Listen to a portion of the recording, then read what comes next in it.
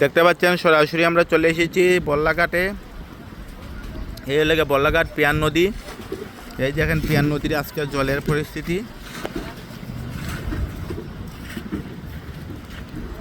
দেখতে পাচ্ছেন আজকে যে পিয়ান নদীর জলের পরিস্থিতিগুলো দেখুন। মোটামুটি নদী সম্পূর্ণ ভরাট হয়নি।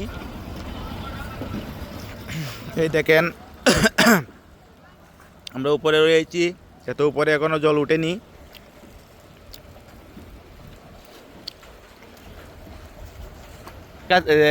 দেখাচ্ছি আপনাদেরকে বন্যার পরিস্থিতি। দেখতে পাচ্ছেন 3 দিনের ভারী বৃষ্টিতে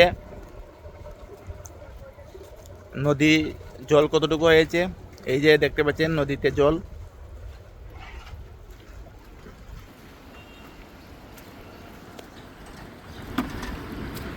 তেমন কোনো স্রোত নেই নদীতে, মোটামুটি স্বাভাবিকই রয়েছে। কিছুটা জল বেড়েছে।